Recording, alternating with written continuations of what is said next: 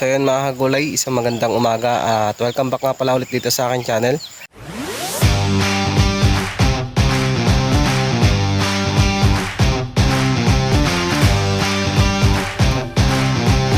Ayan, so yung mga kagulay, andito po ako sa aking sitawan. Mag-i-spray po ako dito sa aking 3 weeks old na sitaw na Emerald Star. So yun po yung aming dinulos. Ayan, so yung aming binalagan din. At yun nga, mag-a-apply ako nito mga kagulay ng Brudan. Ito yung ating ginagamit ngayon sa mga manlilipad. Itong butterfly. Ayan, kailangan natin ito sa misitawan para hindi po tayo mapasok ng mga paro-paro. Kasi yun po yung mga nagdadala ng mga borer sa ating mga gulayan. So ayun po yung aking Emerald Star na aking tanim. Hanggang doon po yan, diretso. Ayan, so yun po yung aking apply ng insecticide ngayon para mawala yung mga pagbubutas ng mga dahon. So meron ka sana nakikita ng mga uod na maliliit. So yun po yung mga dala ng paru-paro na kanilang iniitlog sa mga ilalim ng dahon. Pagka nakita po kayo sa misitawan nyo ng dahon na ikom, sigurado po yun meron pong itlog ng harabas sa lalim ng kanyang dahon. So yun po yung ating aagapan para hindi lumala. So punta natin mga kagulay, ipapakita muna sa inyo bago ako mag-spray. At saka pala mga kagulay, may baon din pala ako ditong Grower Bet 1000. So natanggal na lang yung balot niya.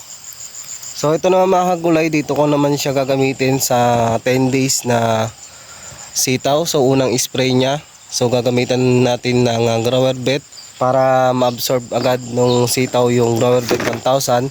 At mas maganda na walang halong insecticide pagka nag-apply tayo ng Grower Bet 1000. So yung mga kagulay, yung unang lason din natin doon, Grower Bet 1000. So ka-apply ko lang kasi doon mga kagulay. Yan, pakita ko muna sa inyo yung aking Emerald Star. Ayan, so ito lang po mga kagulay yung aking sitaw na 3 weeks old. Ayan, so makikita nyo, napakadami na pong talbos na nilalabas niya. Ayan, so yung iba umakyat na. So yan ang kagandahan pagka naagapan natin ng balag yung sitaw, kasi kusa na silang puwapalupot. So kusa na po silang umaahon sa kanilang mga tali. Ayan, so halos ang ating ipapalupot na lang dito yung mga bagong labas na talbos. So makikita nyo pala mga kagulay, merong medyo bubutas. So yun ang ating agapan. Tapos dito mga kagulay, ginamitan din natin to ng Grower Bet 1000 nung talagang ginamit natin. Bali 2 litro yung ating naubos na dito. Dahil mga kagulay, isang lata ng sardinas yung aking na-apply dito. At ito nga ay nasa kalating hektarya. Ayan, kada spray ko ay nakakaubos ako ng 1 litro. So ngayon, sineseparate ko ito ng pag-apply para hindi magsabay yung Grower Bet 1000 tsaka yung mga insecticide. So mas maganda na i-apply natin yung Grower Bet nang walang kasamang insecticide. So mas maganda rin pag gagamit tayo ng Grower Bet, hugasan po natin yung ating mga sprayer para hindi po mamatay yung mga microbes na laman ng ating Grower Bet 1000. Ayan, so ito po yung aking applyan. Makikita nyo na malinis naman yung kanyang mga dahon. Konti lang naman yung mga may tamang may butas. At ang kagandahan nito mga kagulay, hindi naman siya nagmamangkok yung dahon niya. At wala naman siyang hanep. So mas maganda pa rin na kahit na wala tayo nakikitang mga hanep or mga uod, mas maganda na applyan agad kaysa sa huli tayo mag-a-apply pagka napasok na tayo. So mas madali kasing mag-alaga ng diretso kaysa magpa-recover ng ating mga tanim.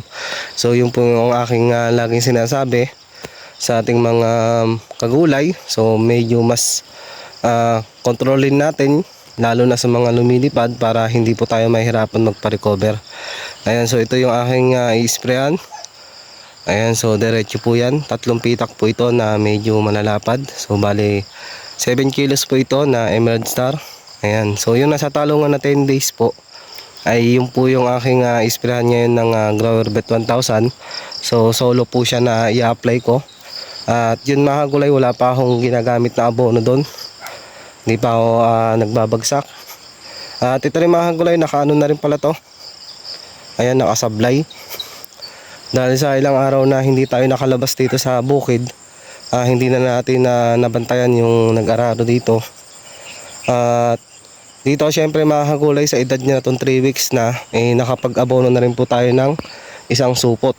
So isang supot po na 1620 0 yung aking na-i-apply na dito, para sa ganun po ay magdiretso po yung ating root system, kumapal ang kanyang ugat, at syempre yung kanyang mga dahon na bumerde. Ayan, so wala pa tayong ginagamit na fungicide dito dahil malakas magpaberde yung Grower Bet 1000.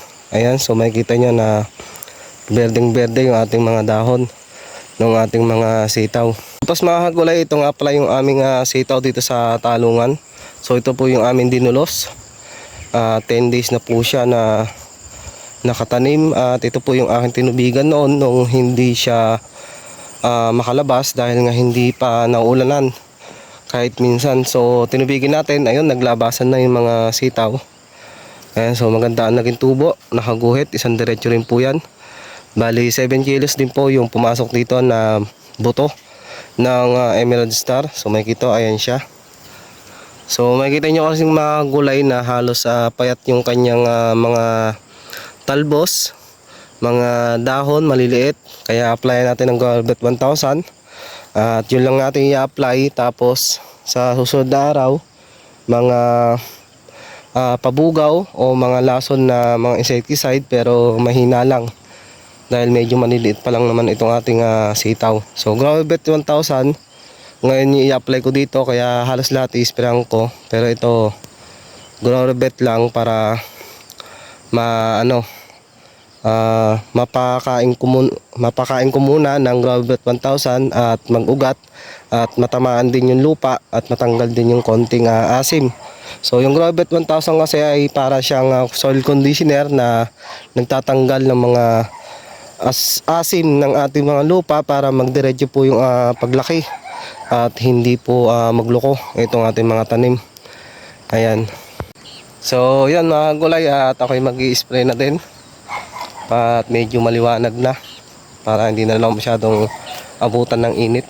Ayan, so magkakarga na ako sa aking sprayer. Unahin ko na yung aming 3 weeks na Emerald Star.